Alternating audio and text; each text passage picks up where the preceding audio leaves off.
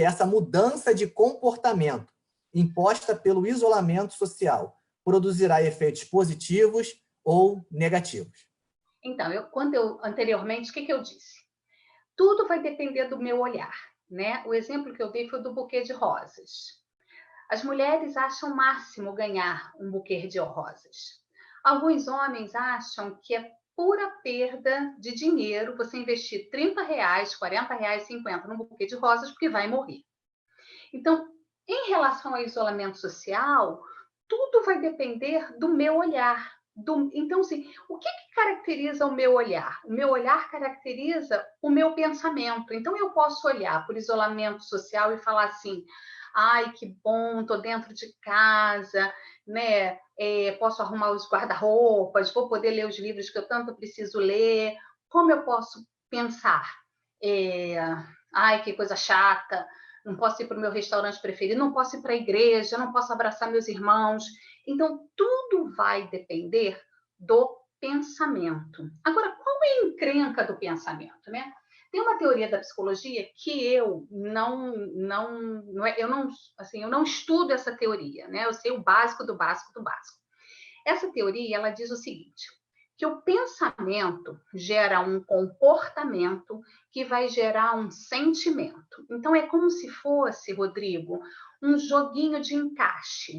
Uma coisa leva a outra, que leva a outra e se retroalimenta. Então, o pensamento gera um comportamento que gera um sentimento que vai retroalimentar esse pensamento. Então, se eu começo assim: ai, que horror, estou trancada dentro de casa, que coisa chata, eu estou no nível do pensamento. Esse pensamento, ele vai me colocar, geralmente, mais irritadíssima, mais parada. Eu vou ficar vendo Netflix o dia inteiro, vou ficar ouvindo música, já que não tem nada para fazer, eu vou ficar dormindo. Então, esse pensamento gerou esse comportamento que vai me dar um sentimento de quê? Um sentimento de anestesia frente à vida. Esse sentimento de anestesia frente à vida vai me gerar um outro pensamento. Então, o isolamento social vai depender muito mesmo, mas muito mesmo, do meu pensamento. E aí, né, eu falei assim: gente, tem uma passagem bíblica que a gente possa meditar nisso? Tem uma que diz assim em Filipenses: não estejais inquietos com coisa alguma, né? Estar inquieto, né? Quando a gente pega uma criança muito levada, o inquieto é aquele que não para, né? Tá para cá, tá para lá. Então, assim, o inquieto é um comportamento. Então, não estejais inquietos com coisa alguma, antes as vossas petições sejam em tudo conhecidas diante de Deus. E o versículo continua assim: quanto ao mais, irmãos, tudo que é verdadeiro, tudo que é honesto, tudo que é justo, tudo que é puro, tudo que é amável, tudo que é de boa fama, se há alguma virtude, se há algum louvor, nisso pensai. Então, a gente precisa escolher, quando a gente está em isolamento, no que pensar. Eu tenho que escolher. Dinossauro, né? A gente pega um dinossauro, fica lá ninhando, dá mamadeira, troca a fraldinha do dinossauro, dá comidinha para ele aumentar, tá? Ou a gente para e tenta nutrir a nossa mente com pensamentos que sejam puros, que sejam justos, que tenham algum louvor. Senão, a possibilidade da gente vir adoecer é muito maior. Perfeito, excelente colocação, já iniciando a nossa conversa, Cíntia. Obrigado pela resposta. A segunda pergunta que eu queria trazer é a seguinte: a proximidade maior vivenciada pelos membros da família pode estreitar os laços familiares ou estimular conflitos, né? Esse momento mais próximo pode estreitar os laços ou pode estimular conflitos.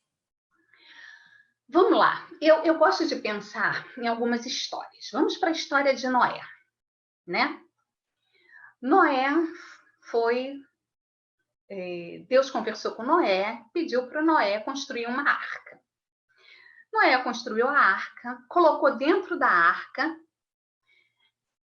ele, a mulher, os filhos, as noras, quer dizer, as noras embarcaram junto com as sogras, pela narrativa, um animal de cada sexo entrou dentro da arca, e além de cada animal, toda aquela conjuntura. Então, eu fiquei imaginando assim, gente, imagina a gente hoje na Arca de Noé. Você imagina o elefante, o som que o elefante faz, você dentro de uma arca. Você imagina a onça, você imagina o leão, um cachorro, o rato. Imagina a alimentação daquele povo todo, daqueles animais todos. Imagina as fezes, imagina o cheiro. Quando eu falo, o Rodrigo, de pensamento, é isso. Quando eu me comparo com Noé, quem está em melhor situação de confinamento? Eu ou Noé? Teoricamente, eu, porque aqui em casa não tem nenhum animal, ou as famílias que têm animais têm um ou dois gatos, tem um cachorro, no máximo 4 cachorros. Então, quando a gente pensa nessa perspectiva, tem que pensar assim, gente, Noé ficou... Eu dei uma olhada na internet, parece que 200 e poucos dias dentro da arca. Quando eu penso nisso, eu tenho que pensar o seguinte, é óbvio que quando a gente, que é um ser social, a gente está isolado, o pior da gente vai aparecer em algum momento, né? O pior meu vai aparecer, do Rodrigo vai aparecer, do Josir vai aparecer, do Rodrigo Menezes vai aparecer. A questão não é aparecer. A questão é que eu preciso tomar conta de mim. Em que sentido? Eu preciso tomar conta de mim porque eu sei que vai aparecer. Agora, dentro daquilo que vai aparecer, a gente tem uma continha matemática. Qual é a continha matemática? 65%, né? Eu vou dar um exemplo tranquilo, assim. 65% das coisas que acontecem na minha casa, eu consigo mais ou menos administrar, né? Então, assim, deixou um prato sujo na pia, deixou uma toalha molhada na cama. Aqui na minha casa cai muito a luz, muito. E quando cai a luz, dá muita frequência, queima uns 4, 5 aparelhos eletrônicos. Então, assim, aqui em casa tem que estar tudo fora da tomada. Então, você usou, terminou de usar, tira da tomada, senão você vai perder. Isso é batata. Então, 65% é negociável, quer dizer, eu consigo olhar, de repente, uma toalha fora do lugar e falar, ok, tá. Porém, 15% é inegociável. Então, aquilo que é inegociável tem que estar muito claro para mim. E tem 25%, né, 20% que eu engulo sapo. Então, assim, 65% é negociável, tá ok, não me faz mal. 20% eu vou engolir aquele sapo e 15% eu vou virar uma fera. Só que vamos supor que a nossa família seja composta por mim, pelo Josir, pelo Rodrigo Menezes. Cíntia, eu tenho que saber quais são os 15% do Josir que são inegociáveis. Porque nos 15% deles inegociáveis, dentro de um isolamento, eu tenho que dar um passo atrás. O Josir tem que saber qual é o meu. O Rodrigo Menezes tem que saber qual é do Rodrigo, do Josir e o meu. Isso, inclusive, com as crianças. Meu filho, quando era pequenininho, tinha uns 3 anos, mais ou menos, ele ficava deitado na cama com a perna para o alto. E eu falava assim, filho, vem fazer isso aqui comigo. Ele virava para mim e falava assim, mamãe, eu tô penchando. Quando ele falava assim, mamãe, eu tô penchando, o que uma criança pensa aos 3 anos? Eu não tenho a menor ideia. Mas assim, o que ele estava dizendo para mim? Mãe, esse tempo na minha cama é inegociável. E eu tinha que respeitar. Eu vejo que as nossas famílias não falam. Eu tenho que dizer para o meu filho que é inegociável. Eu cheguei para o meu filho agora e falei assim, filho, eu vou fazer uma live, estou trancada, por favor, não faça barulho, não... Eu troquei sexta-feira o meu pacote de internet para um melhor, porque antes era não jogue, porque se você jogar eu não consigo dar aula. eu tenho que falar o que é negociável, o que é engolir sapo, que são os 20%, e os 15% que eu não negocio. Então, façam uma brincadeira em casa, escrevam no papel, coloquem na geladeira de casa o que é inegociável para cada um. Né? Por exemplo, horário para dormir para as crianças é inegociável. Escreve, é inegociável. Eu sempre brinco, principalmente nessa época de coronavírus, eu sempre fiz isso na minha vida privada, mas assim, faça um dia com seus filhos que pode tudo dentro do coronavírus. Pode batata frita, pode nugget, pode tudo. Pode dormir 1 hora da manhã, pode dormir na cama do pai e da mãe, porque a gente tem que ter uma balança afetiva que flexibilize. Por quê? Porque está todo mundo confinado. Está todo mundo, conforme vão passando os dias, aumentando essa irritabilidade. O que a gente faz para diminuir? A gente fala. A gente fala o quê? O que é?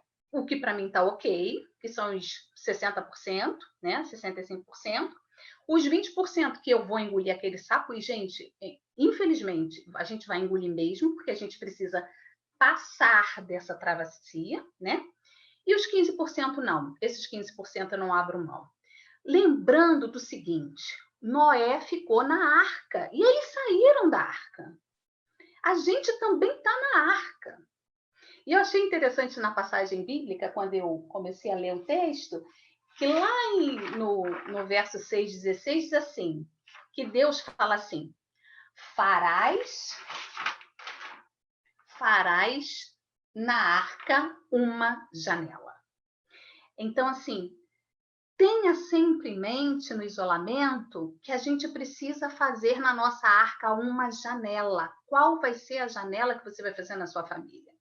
Né? Vai ser a janela concreta de olhar para fora e ver a natureza, e ver o passarinho, vai ser a janela de um brigadeiro com uma pipoca, vai ser a janela de uma live, vai ser estava ouvindo antes do Rodrigo entrar, a filha dele estava ouvindo musiquinha. Vai ser a janela da musiquinha. Qual vai ser a sua janela? Nós precisamos construir janelas.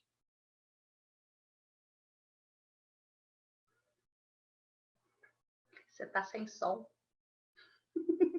Pronto, agora o som voltou. Voltou. Excelente. A próxima pergunta, Cíntia, é a seguinte.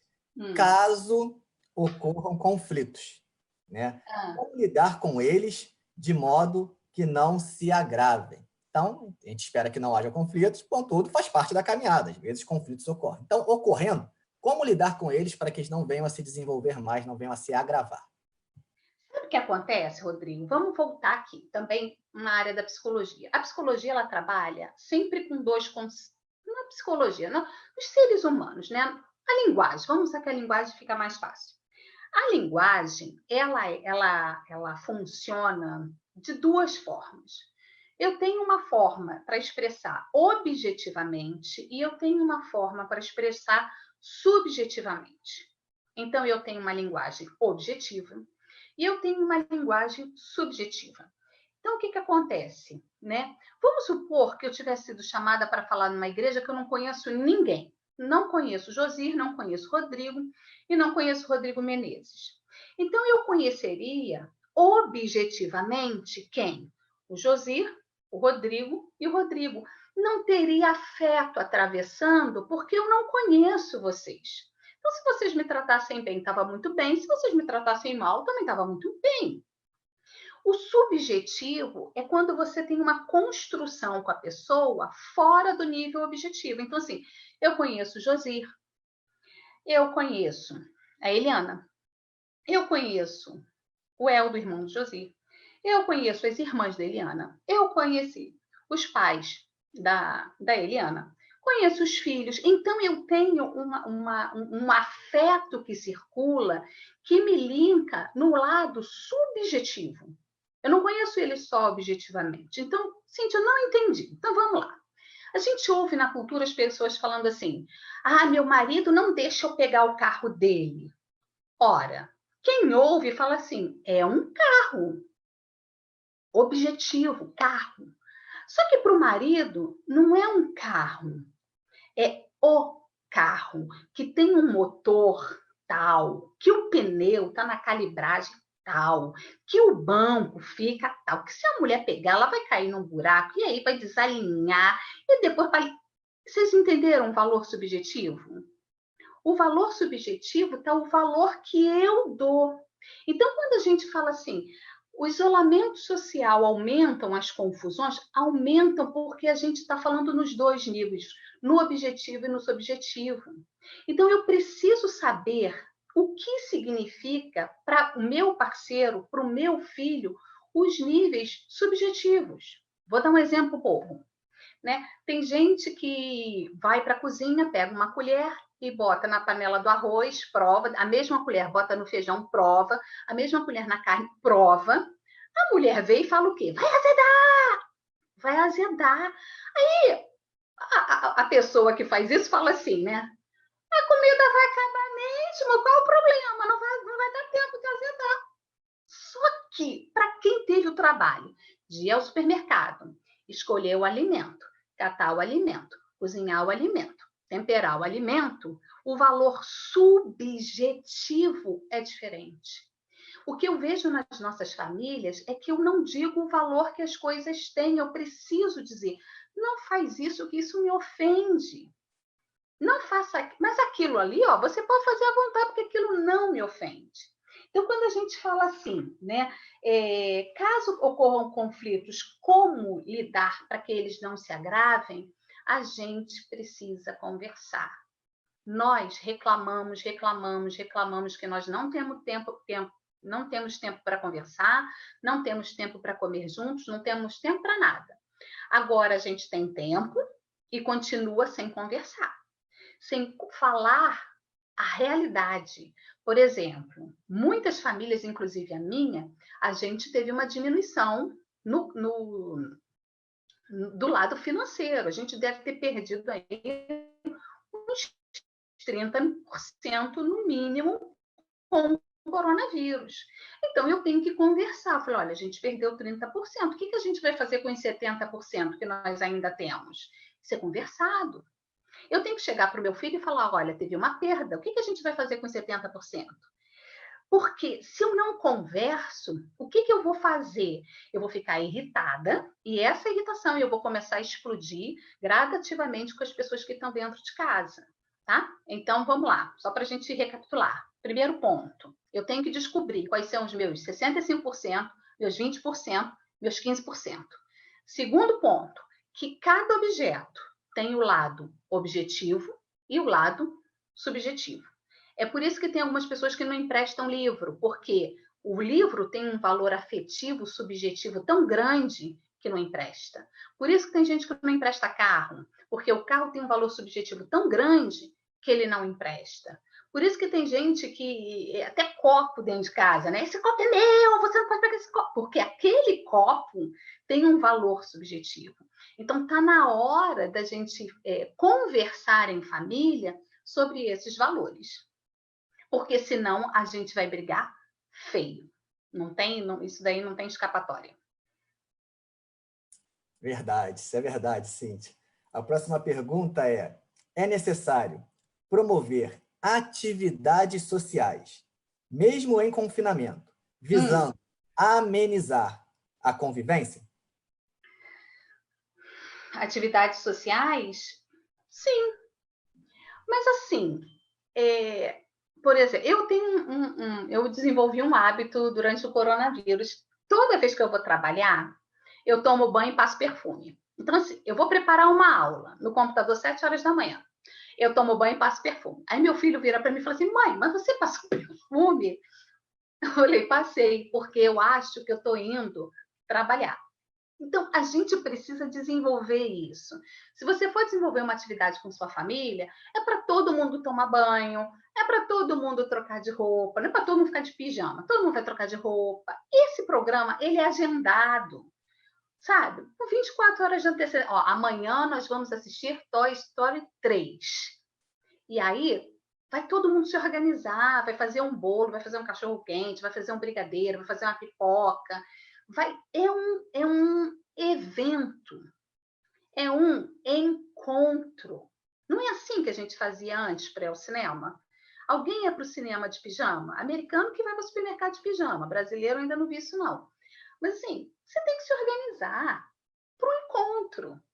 Eu acho que a gente perdeu a questão da privacidade, né? A nossa casa, o nosso lugar, a possibilidade da gente se encontrar, da gente comer, da gente curtir o nosso espaço. E, assim, eu sou meio suspeita, mas eu estou gostando, assim, né? Tirando todas as mazelas, porque eu estou aprendendo a olhar minha casa com outro olhar, eu estou aprendendo a curtir mais esse espaço, a curtir mais a cozinha, a bater mais papo. Então, a gente precisa retornar para esse lugar. Nessa resposta, você volta à primeira colocação que você fez, né? A forma como a gente enxerga a É a realidade. forma mas eu primeiro passei pelas 5 fases do luto. Ah, Porque é? isso... porque olha só, eu nunca sei as 5 fases do luto de cor, gente. Olha, 30 anos que eu faço trabalho com isso, nunca sei as fases do luto. Mas a primeira é a negação. Eu nego, né? A segunda é a raiva. Eu fui com raiva, eu passei por todas. Fui com raiva, ai, não posso sair de casa.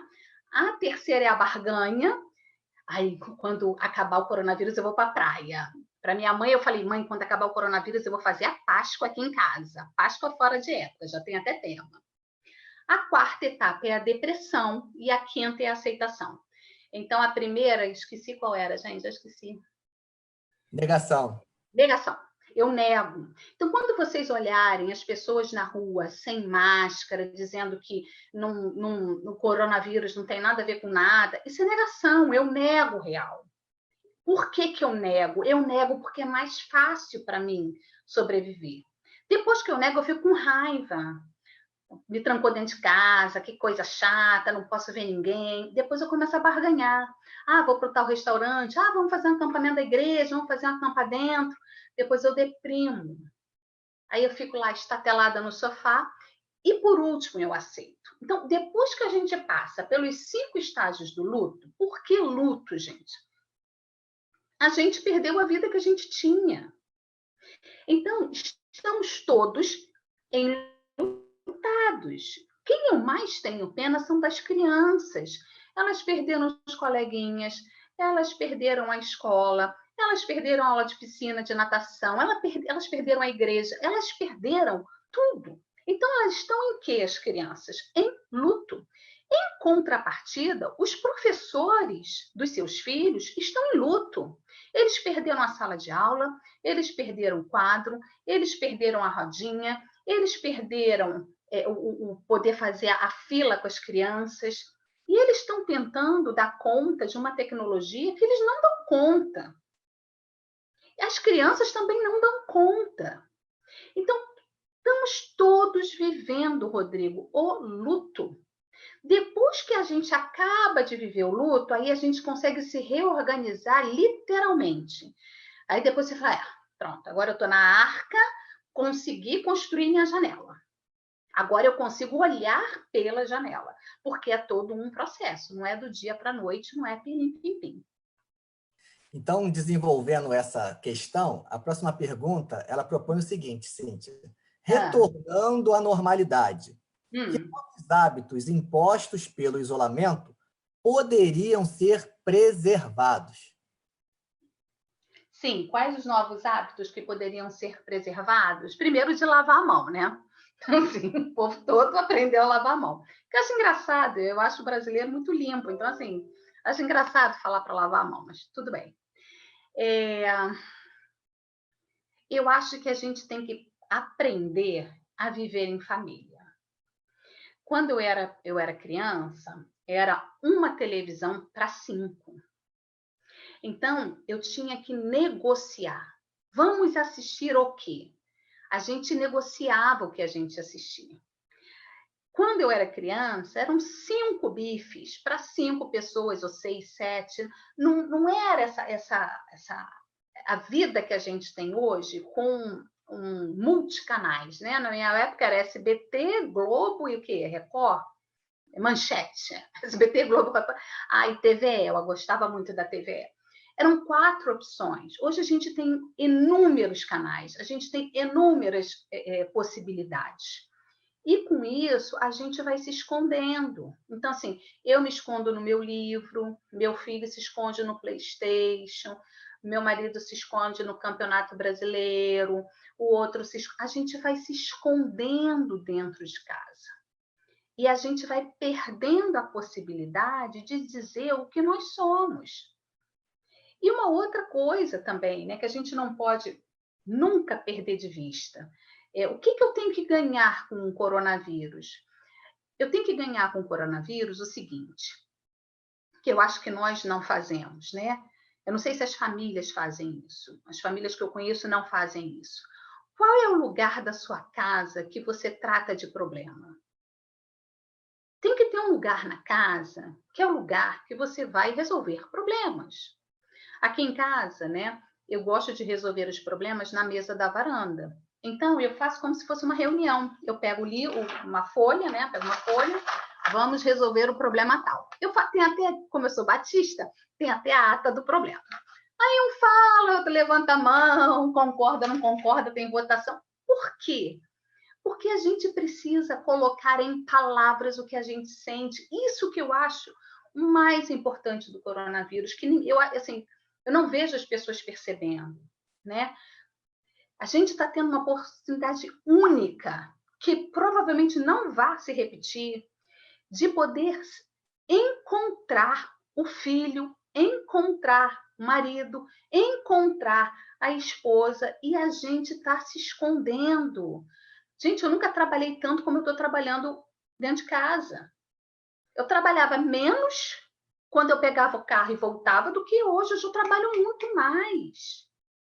Então, o coronavírus ele veio para que eu parasse e olhasse para dentro. Bem, Cíntia, como é que você está? Como está seu casamento? Como está seu filho agora que entrou na universidade? Como estão as amizades do seu filho?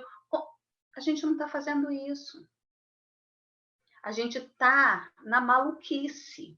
Então, assim, vamos aproveitar esse momento, né? O que eu tenho que levar depois que o coronavírus passar? Eu tenho que levar essa aprendizagem que eu posso parar. Eu posso parar. Eu tenho que levar uma segunda aprendizagem. Eu posso gastar menos. Eu posso consumir menos. Eu posso falar. Eu posso dizer o que eu sinto, sem imaginar que eu vou destruir o outro. Eu posso chegar para o outro e falar assim, olha, os meus 15% de intolerância são esses aqui. Eu posso ensinar o meu filho a dar nome a sentimento. Né? Quando o filho está lá, filho, o que é isso que você está sentindo? Isso tem nome. Eu posso um monte de coisa. Só que a sensação que eu tenho, Rodrigo, sinceramente, é que muitas famílias vão entrar e sair do coronavírus da mesma forma. Porque assim como a gente se escondia no mundo do trabalho, a gente, durante o coronavírus, continua se escondendo no mundo do trabalho. Né? E o mundo do trabalho tem sido a arca de muita gente. Então, em vez de a gente aproveitar para entrar na arca de Noé, a gente está entrando na arca errada. A gente está entrando na arca do trabalho.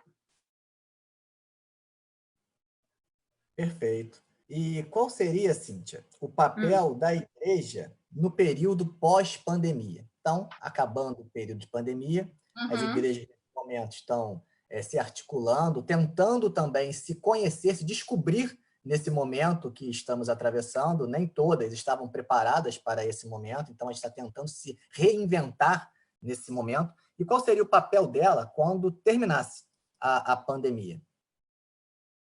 Olha só, eu fui lá para Noé, eu vou ler porque eu achei o texto muito interessante. Fala assim, em Gênesis. Deus fez com que um vento soprasse sobre a terra e até a água começou a baixar. As fontes do grande mar e as janelas do céu se fecharam. Parou de chover. Durante 150 dias, a água foi baixando pouco a pouco. No dia 17 do 7º mês, a barca parou na região montanhosa do Ararete. A água continuou a baixar até que no primeiro dia do 10º mês apareceram os picos da montanha. No fim de 40 dias, Noé abriu a janela que havia feito na barca e soltou um corvo, que ficou voando de um lado para o outro, esperando que a terra secasse. Depois, Noé soltou uma pomba, a fim de ver se a terra já estava seca, mas a pomba não achou lugar para pousar. Aí Noé estendeu a mão, pegou a pomba e pôs dentro da barca. Noé esperou mais 7 dias e soltou a pomba de novo. Ela voltou à tardinha, trazendo no bico uma folha verde de oliveira. Assim Noé ficou sabendo que a água havia baixado. E ele esperou mais 7 dias e de novo soltou a pomba, e dessa vez ela não voltou. Quando Noé tinha 601 anos, ele começou a história com 600, as águas que estavam sobre a terra secaram. No primeiro dia do primeiro mês, Noé tirou a cobertura da barca e viu que a terra estava secando. No dia 27 do segundo mês, a terra estava bem seca. Aí Deus disse a Noé: sai da barca junto com a sua mulher, seus filhos e a sua nora. Quando a gente lê essa narrativa de Gênesis, a gente percebe que Noé tem uma estratégia para sair da arca. Ele não sai da arca rapidinho. Ele manda o corvo, depois ele manda uma pomba, depois ele manda outra pomba e a pomba volta com o ramo da oliveira. Depois ele manda uma terceira pomba que não volta. Depois ele abre a arca. Depois, no total, pelo que eu vi na internet, simbolicamente ou não, são 200 e poucos dias. Acho que 297 dias. Então, qual é a estratégia da igreja? A estratégia da igreja, eu acho que precisa ser parecido com a estratégia de Noé. Não dá para ser sem estratégia. Tem que ter uma estratégia. Então, assim, se você falasse assim, Cíntia, se você fosse líder do departamento infantil, quando as crianças voltassem, o que você faria? O que eu faria? Uma festa. Não ia ter culto, não. Ia ter uma festa com brigadeiro, com bala, para elas correrem. Um mês correndo. A criança precisa correr. Eu não faria. Que estratégia? Que pomba? Porque olha só que interessante. Ele não abriu e saiu. Ele foi testando as estratégias. Primeiro a do corvo, depois de uma pomba, depois de outra pomba, depois de outra pomba. A gente precisa entender, enquanto igreja, que a gente tem que ter estratégias diferentes para situações diferentes. O que nós vamos fazer? Não tenho a menor noção. Porque nesse ponto eu sou igual a Josué, né? Esse caminho aí, essa travessia aí, esse Rio Jordão aí, eu nunca passei antes. Mas, assim como Noé teve uma estratégia, nós precisamos ter uma estratégia. A segunda coisa que eu acho que a igreja tem que ter é paciência. Noé foi extremamente paciente. Ele foi paciente. Ele não ficou atabalhoado, ele não correu, ele não se precipitou, ele não botou os animais em perigo, ele não botou a família dele em perigo.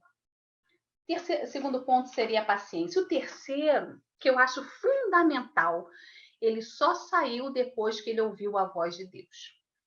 Aí eu acho que a gente precisa voltar a ouvir a voz de Deus. E perguntar a Deus, Deus, o que tu queres para a Igreja Batista do Andaraí? O que tu queres para essa arca aqui? O que tu queres para esse ministério aqui da família?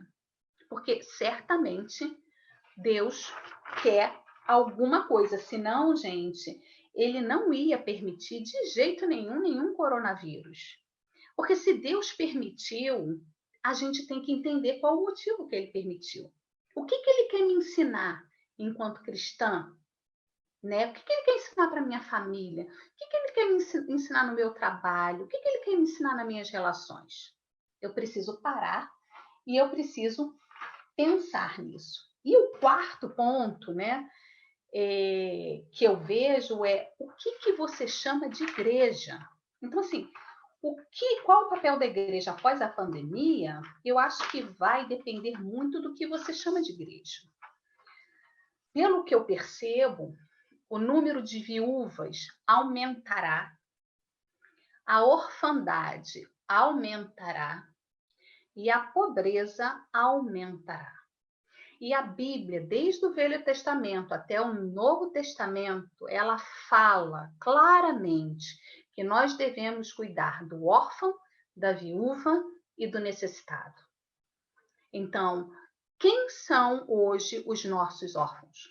As nossas viúvas e os nossos necessitados, né? E aí eu não tenho como, num tom de gratidão, não agradecer a família do Josier, porque meu pai foi órfão de mãe.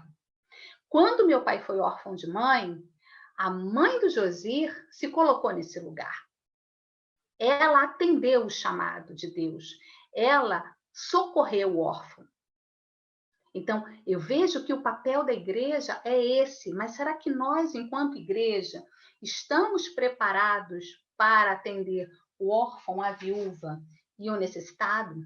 E aí, para terminar minha fala, eu queria citar Deuteronômio 5, 15, 7 e 11, que diz assim: quando entre ti houver algum pobre de teus irmãos, em alguma das tuas casas, na terra que o Senhor teu Deus te dá, não endurecerás o teu coração, nem fecharás a tua mão a teu irmão que for pobre, pois nunca deixará de haver pobre na terra, pelo que te ordeno, dizendo: livremente abrirás a tua mão para o teu irmão, para o teu necessitado e para o teu pobre na tua terra. Então, assim, quem é o pobre? Quem é o necessitado e quem é o órfão? Então, às vezes, o pobre, se a gente, eu falei do lado objetivo, né? Agora eu quero falar do pobre subjetivamente, né? E se o órfão for o meu filho, que se sente órfão de mãe viva porque a mãe não está tendo atenção, porque a mãe está estressada com o mercado de trabalho, porque a mãe está numa maluquice de produção. E se a viúva for eu, dentro do meu casamento, porque não me sinto amparada com o marido, porque não sinto que aquele marido perceba os meus 15%, os meus 20%, os meus 60%. E se o necessitado for o meu marido, que o tempo todo me chama, né, ou me chama para qualquer coisa, ou fala da necessidade dele, olha, eu preciso que a gente economize dinheiro, ou eu preciso que a gente reduza o custo da gasolina, e eu finjo que não ouço. Então, a vida cristã, a gente precisa pensar, na vida como um todo, né? Sempre nessa questão dos meus 60%, que para mim são, que eu consigo negociar, né? Eu consigo, se eu vou comer bife ou se eu vou comer frango, tranquilo para mim, isso não me causa nenhum mal-estar. Então, os 20% que eu vou engolir de sapo, e eu acho bom a gente aprender a engolir um pouco de sapo agora no coronavírus, né? E os 15% que são inegociáveis, isso tem que ficar claro. E a outra questão é, objetivamente nas nossas igrejas, né? A questão do órfão, da viúva e necessitado, objetivamente, aqueles da igreja, aqueles da comunidade do Andaraí, e as famílias que se sentem dentro dos seus membros, pais, filhos, esposas, né? Que se sentem órfãos, viúvas e necessitados. Então, eu acho que o papel da igreja pós-pandemia é a gente parar com qualquer tipo de ativismo de fazer, e começar a parar e pensar o que eu quero depois disso para minha comunidade de fé. Excelente, Cíntia. Agradeço muito pela sua contribuição. Ainda bem que acabou. Acabaram essas, né? Mas tem mais aqui. Tem alguns irmãos que estão colocando... fácil, Rodrigo, por favor. Estão colocando aqui algumas colocações, né? Colocando algumas perguntas aqui para você partilhar como você entende essa questão. Ô, Rodrigo, se a pergunta for difícil, eu vou dizer que caiu a internet. Aí o Rodrigo Menezes responde. A primeira pergunta é do nosso irmão Bruno Lima. Bruno Lima está lá em Macaé. Um abraço, Bruno. Deus abençoe você, aí sua família, Ruana, Benjamin, tá bom? Bruno Lima colocou aqui a seguinte pergunta, Cíntia. Vivemos numa época de multiplicidade de referências. Sim. O isolamento, de alguma forma, promove uma reorganização dessas referências? O que ele está chamando de referência? Bom, eu não tenho. Deixa eu perguntar, Bruno, coloca aí o que você quer chamar por referência. Mas eu entenderia a referência aqui como um olhar hoje múltiplo sobre as mais variadas áreas do saber. Por exemplo, vamos pegar a sua área de psicologia. Tá. Acredito eu que psicologia, você não deve ter somente um teórico que é aquele que obrigatoriamente deve seguir. Deve ter uma pluralidade de referências, assim que eu estou interpretando ele. Eu acredito que para a vida também isso ocorra. No nosso meio evangélico, por exemplo, nós temos várias referências evangélicas que, inclusive, para nós pastores, às vezes é difícil você conseguir orientar uma comunidade de fé porque você prega para ela no domingo e a pessoa de segunda a sexta ouve a pregação da televisão que às vezes é distinta da sua. Então, essa é uma multiplicidade de referências que nós possuímos. Então, será que esse isolamento social possibilitará uma reorganização dessa multiplicidade de referências? O que você acha em relação a isso? Eu acho que a gente deveria fazer uma dieta nessa multiplicidade de referências. Sabe por quê? Porque isso dá angústia. Por exemplo, eu não assisto televisão há uns 5 anos. Eu leio o noticiário, mas eu não assisto. Por que eu não assisto? A partir de um dia que eu liguei a televisão num canal e eu vi um corpo de uma pessoa no chão, estendida de qualquer jeito, de qualquer forma, assim, uma desqualificação do corpo do humano, eu resolvi que eu não assisti mais televisão, porque aquilo me faz mal. Eu fico mal, eu dói no meu corpo uma semana. Então, a gente precisa, porque lembra no início que eu falei que é o pensamento que vai gerar um comportamento, que vai gerar um sentimento. Então, quando eu olho aquilo me gera um sentimento de tristeza tão grande que me dá um pensamento de mal-estar durante a semana toda e um comportamento que eu tenho vontade de não sair da cama. Então, não vejo. Então, assim, a gente precisa selecionar o que a gente quer assistir, o que a gente quer ler, o que a gente quer ver. A gente precisa escolher a vida que a gente quer viver. Às vezes, a gente vive muito com toda não é a liberdade, mas com todo, assim, a gente vive muito meio que Zeca Pagodinho, né? Deixa a vida me levar, a vida leva eu. Eu acho que a gente precisa escolher, né? Eu sempre falo aqui em casa, todo o aparelho eletrônico tem botão de liga e de desliga, gente. Desliga. Celular tem botão de desliga. Eu desligo meu pacote de dados todo dia às 10 da noite. Falou comigo, falou. Não falou, vai falar amanhã. Televisão. Tem botão de liga e desliga. Computador. Só que a gente vai entrando numa maluquice que a gente não seleciona. Aí sim, aí fica muito confuso. Eu não sei se respondi. Se ele quiser melhorar a pergunta para eu entender mais, até fica mais fácil. Eu acho que respondeu sim. Ele colocou aqui que era exatamente essa a questão. Teve, assim, só partilhando essa experiência, uma vez que eu conversando com um amigo, né? E aí ele comentando, pô, fulano de tal me mandou uma mensagem no Zap, tal hora da noite.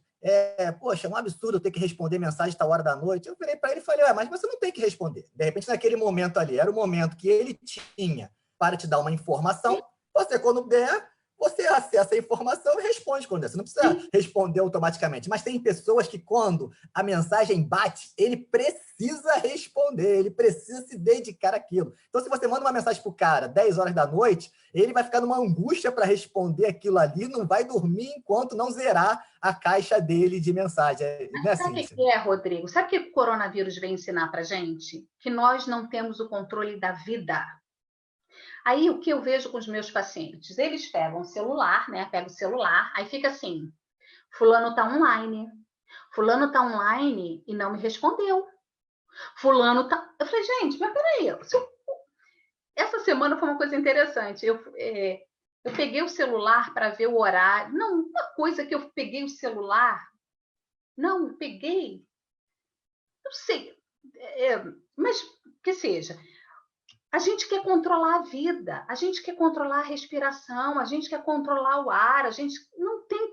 Gente, a vida não tem esse controle. Aí, o que eu faço para eu não sentir angústia? A angústia da vida, né? O Rodrigo vai gostar. O estágio estético de Kierkegaard, né? Para não sentir angústia nenhuma. Eu fico me alienando com Netflix, com música, com canal de notícia, com Instagram. Eu fico me alienando, me alienando, me alienando. E a vida passa. E aí eu fico controlando, como se isso fosse uma possibilidade de controle. Gente, a gente não tem esse controle. Né? Então, mais uma vez, o coronavírus vem por aí, só. Estamos na barca, sim. Tá chovendo pra caramba, sim. Estamos com os animais aqui comendo, com cheiro ruim dos animais, a horas com dor na barriga, com vomitando, porque a água está para lá e para cá. É assim que a gente está agora. A gente está atravessando, a gente não está nem no ponto A e a gente não chegou no ponto B. A gente precisa sobreviver a esse dilúvio, mas vai passar. Vai passar, vai passar. Perfeito, Cíntia. Temos aqui mais uma pergunta do Itamar, mas sendo que eu acredito que você já tenha... Eu acho que ele colocou essa pergunta quando você estava argumentando. Então, eu acho que já foi respondida, né? Quando ele coloca o papel da igreja no pós-pandemia. Então, eu acho que você já colocou, né? Não sei se você quer desenvolver mais alguma coisa sobre, ou se o que você falou já basta. Eu acho que assim, a única coisa que eu vejo é que a gente tem que parar e pensar mesmo, né? Para e pensa, é esse caminho mesmo? Não é esse caminho? Tem uma outra trajetória? Quando a gente voltar, vai voltar todo mundo no mesmo domingo? A gente vai voltar gradativamente? Qual vai ser a estratégia, né? Assim, aí vai de cada igreja, de cada pastor, de cada forma, né? Eu acho legal na sua fala, Cíntia, quando, também complementando um pouco a colocação do Itamar, né, a pergunta, é quando você diz qual é o seu entendimento sobre igreja. Né? Eu acho isso legal, a gente se perguntar o que eu entendo por igreja. Porque às vezes a gente fica pensando na igreja enquanto uma instituição distante de mim. Né? E eu não me enxergo como alguém que faz parte da igreja. Né? É claro que eu também tenho uma certa crítica minha pessoal, quando a gente ouve aquele discurso assim, não, você é igreja. Não, você não é igreja. Você não é igreja, né? Você é igreja quando junto com o outro, porque igreja é uma coletividade, é comunidade, né? A própria palavra eclésia, a assembleia, não existe assembleia de uma pessoa só. Assembleia é no mínimo duas pessoas em nome de um assunto, né? No tema, no caso, em nome de Jesus.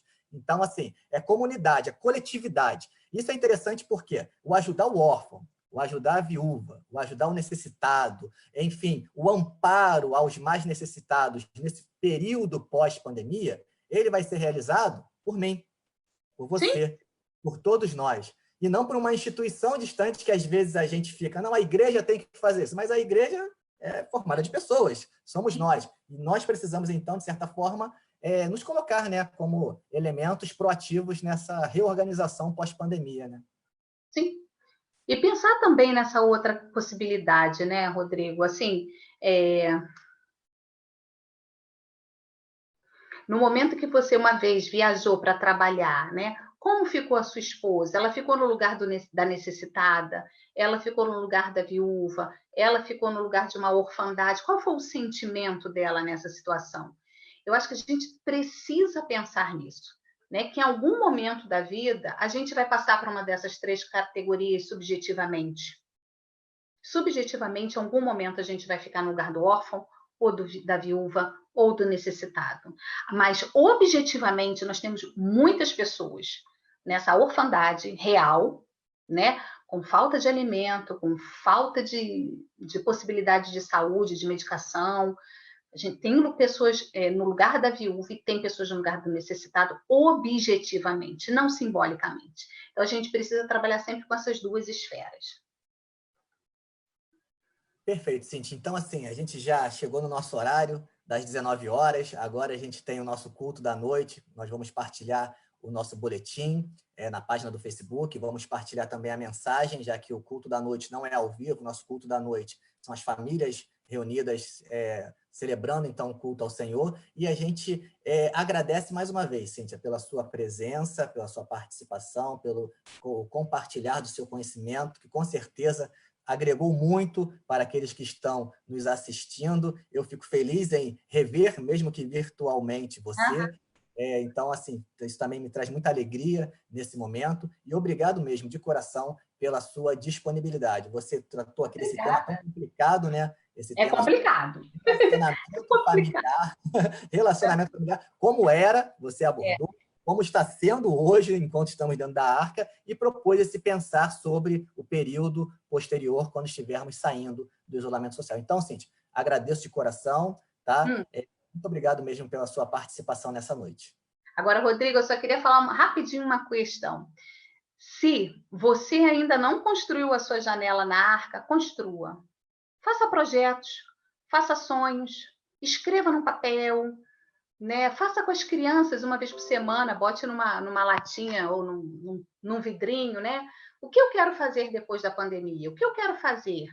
Construa janelas. A janela é o futuro, a janela é o sonho, a janela é a projeção para frente. A gente tem que ter essas projeções para dar conta de estar trancafiado dentro da arca. E o que eu acho mais interessante é que foi Deus mandou: construa uma janela. Então, vamos construir as nossas janelas. Então, as nossas janelas são as nossas projeções de futuro. Faça isso com as crianças. Todo dia eu peço a Deus, Deus, tem misericórdia das crianças, porque elas devem estar num sofrimento absurdo. Então, vamos trabalhar isso com as nossas crianças, com os nossos adolescentes. Que projeção a gente quer para o futuro, né? O que eu quero ver dessa minha janela? Eu preciso olhar esse além, né? Porque ele vai chegar. Tá bom? Gente, muito obrigada pelo convite. Foi bom estar com vocês. A gente que agradece, Cíntia. Está aqui todo mundo, então, envolvido na nossa live de hoje. O Josir, que é o nosso líder do Ministério de Família. O nosso irmão Rodrigo Menezes também, que fez o convite à Cíntia para estar conosco. Então, a gente agradece mais uma vez a presença. Estamos encerrando, então, nesse momento, a nossa live. Domingo que vem, continuaremos tendo outros assuntos com outros profissionais, tratando sobre temas relacionados a esse período de isolamento social. E agora a gente vai dar início ao nosso culto da noite, com o boletim sendo divulgado e a mensagem sendo compartilhada. E hoje vai ser a última mensagem da série sobre Tessalonicenses. Então, já falamos sobre 1 Tessalonicenses. Hoje a gente encerra a 2 Tessalonicenses, falando sobre o capítulo de número 3, com o tema Guardados pelo Senhor. Então, atravessando esse período, mas sabendo que não estamos sozinhos. Estamos guardados e protegidos pelo Senhor. Então, fica o convite para todos poderem participar do culto da noite aqui na nossa página do Facebook, tá bom? Então, que Deus a todos abençoe. Muito obrigado, Cíntia. Obrigado, Rodrigo. Obrigado, Cíntia. José também por ter participado conosco. Que Deus esteja a todos abençoando. Que Deus abençoe você aí na sua casa nesse momento e que você possa atravessar esse período de dilúvio que estamos passando na arca, sabendo que Deus cuida da sua vida, tá bom? Que Deus a todos abençoe.